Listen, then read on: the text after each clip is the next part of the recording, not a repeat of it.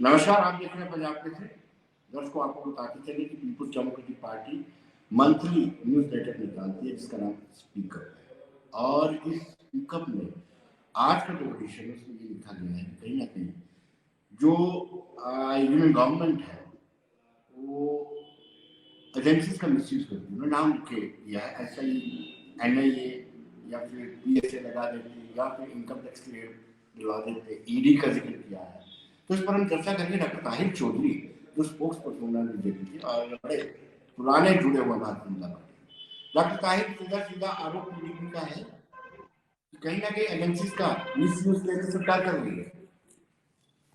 देखिए देखिए विनोद जी, पीडीपी की तरफ से इस तरह के इल्जाम लगाना ये लोग पहले भी लगाते रहे हैं, आज भी लगाते हैं। और इन्होंने अपनी जो मैगजीन निकालते हैं उसमें भी इन्होंने ये इल्जाम लगाए। भारतीय जनता पार्टी और गवर्नमेंट ऑफ इंडिया का कोई भी इस तरह की ना तो कोई पॉलिसी है, ना इस तरह की हमारी कोई पार्टी की सियासत है।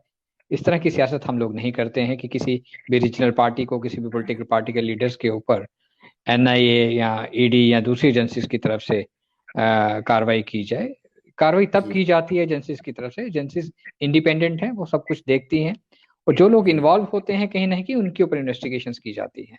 और इस तरह के बयानात लगाना मैं समझता हूँ कि बड़ी नासमझी की बात है पीडीपी की। लेकिन डॉक्टर साहब रिसेंटली सुरेंद्र सिंह बंटी ने बीजेपी को ज्वाइन किया और उनकी इन्वेस्टिगेशन चल रही थी, कोई फुटबॉल एसोसिएशन में घोटाला हुआ था बरियाली का। तो कहीं ना कहीं ऐसे डर से तो नहीं आप अपने साथ लोगों को जोड़ रहे हैं, डरा करके एजेंसीज की। देखिए, जहां तक सुरेंद्र सिंह बंटी जी की बात करते हो, नेशनल कॉन्फ्रेंस के बहुत पुराने कार्यकर्ता, मैं कहूँगा बड़े पुराने लीडर, और आज की डेट पे उन्होंने अगर भारतीय जनता पार्टी का दामन थामा है। हम हमारे पार्टी ऑफिस के दरवाजे सबके लिए खुले हैं विनोद जी। कोई भी पॉलिटिकल पार्टी का लीडर या कार्यकर्ता अगर भारतीय जनता पार्टी को ज्वाइन करता है तो उसका ये मतलब नहीं है कि उसके ऊपर कोई प्रेशर है या कुछ उसकी कोई इन्वेस्टिगेशन चल रही है वो उससे बचने के लिए कर रहा है, ऐसा कुछ नहीं है। जो भी लोग होते हैं वो बड़ा सोच समझ के कदम उठाते हैं। और मुझे लगता है 70 साल के बाद बहुत सारे पॉलिटिकल पार्टीज के, अगर जम्मू कश्मीर के रीजनल पार्टीज की लीडर्स की बात करो या दूसरे पूरे हिंदुस्तान की पॉलिटिकल पार्टीज के लीडर्स की बात करो, सारे लीडर्स ने भारतीय जनता पार्टी का दामन थामा है, हमें ज्वाइन किया है, हमारा परिवार बढ़ता जा रहा है। और मुझे लगता है कि प्रधानमंत्री साहब की सोच, भारतीय जनता पार्टी का काम करने का तरीका इन लोगों को कहीं ना कहीं अच्छा लग रहा है, और ये हमारे साथ मिल रहे हैं, हम इनका वेलकम भी करते हैं। ऐसी कोई बात नहीं है। जी।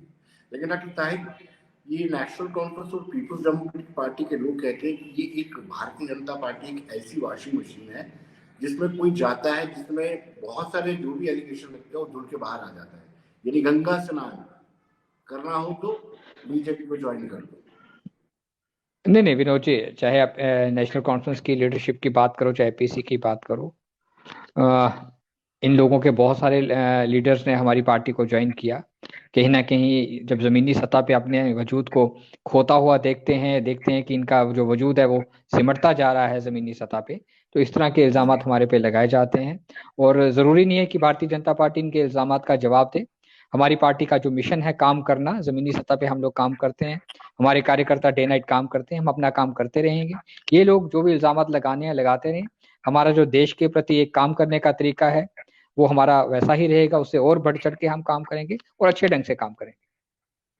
लेकिन एक और जो बड़ी बात कही है डॉक्टर फारूक अब्दुल्ला ने, वो दोबारा से री इलेक्ट हुए एज प्रेसिडेंट। उनका ये कहना है कि आर्मी, सेना और सरकार चुनाव में दखल ना दे, अगर देंगे तो तूफान आ जाएगा। कौन सा तूफान अब इंतजार कर रहे देखिए, जहां तक डॉक्टर फारूक अब्दुल्ला साहब की बात आती है, बड़े किदावर नेता हैं जम्मू कश्मीर के, नेशनल कॉन्फ्रेंस के। और जम्मू कश्मीर में अगर असल में किसी ने राज किया है तो नेशनल कॉन्फ्रेंस ने किया है।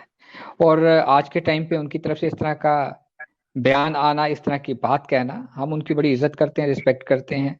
इस तरह का बयान आना मैं समझता हूँ कि भुलाए हुए हैं डॉक्टर साहब, क्योंकि उनको पुराने जमाने की जब यादें आती हैं, जिस तरह से वो लोग राज करते थे, उन्हें लगता है कि आने वाला वक्त अब वैसा नहीं रहा, सब कुछ बदल रहा है, उनके लोग बदल रहे हैं, उनके कार्यकर्ता बदल रहे हैं, ऐसा ऐसा भारतीय जनता पार्टी में जा रहे हैं। मैं वही बात कहूंगा कि जब अपना घर उनको लगता है कि ऐसा ऐसा खाली हो रहा है, तो इस तरह के बयान देना, इस तरह की बयानबाजी करना जाहिर सी बात है उनकी तरफ से।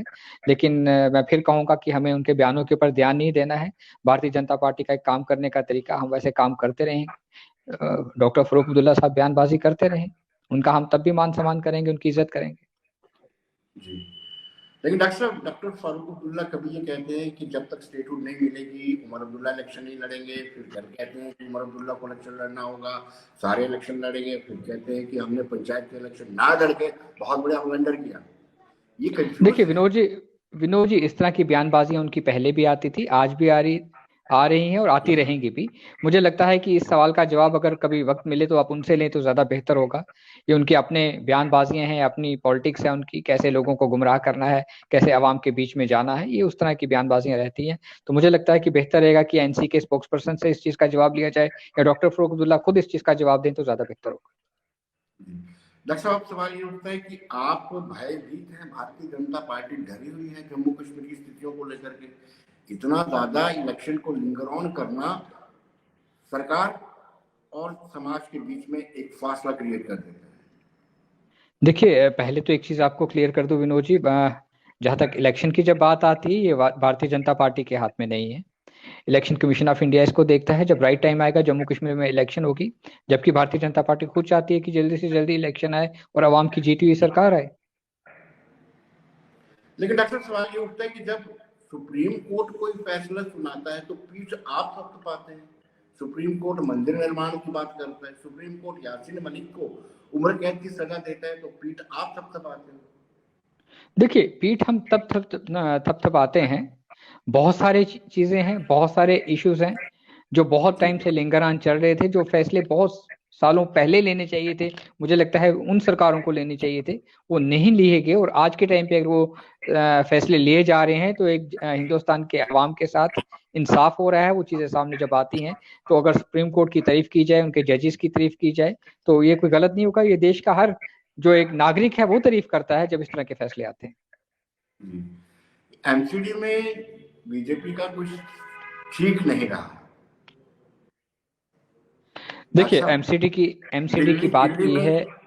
दिल्ली का दिल्ली में आपका फ्रीक्वेंट विजिट रहता है, क्या वजह होगी? एमसीडी पे तो बीजेपी का काबिज रहती थी बीजेपी। बिल्कुल विनोद जी, मैं आपके माध्यम से आम आदमी पार्टी को मुबारकबाद देता हूं, दिल्ली की जनता को मैं मुबारकबाद देता हूं, क्योंकि जनता सरकार बनाती है, जनता सरकार गिराती है। और आपने अच्छी कामयाबी वहां पे म्यूनसिपैलिटी इलेक्शंस में उनको मिली है।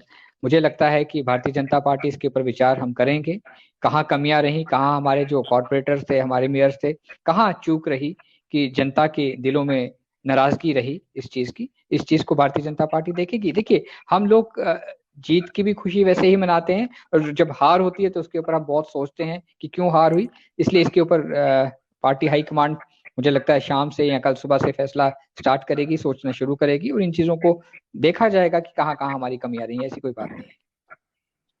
दिल्ली कैपिटल है, भारत का दिल है, वो दिल ही आपसे नाराज है। दिल है कि मानता नहीं, कोशिश बड़ी करते हो आप।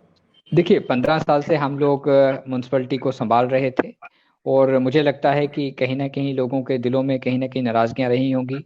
हमारा जो ग्राउंड लेवल पे जो म्यूनसिपलिटी जो काम करता था, वहाँ पे हमारे कॉरपोरेटर्स जो काम करते थे, कहीं बहुत सारी चीजें होती हैं, बहुत पॉपुलेशन है दिल्ली की, बहुत सारे इश्यूज हैं।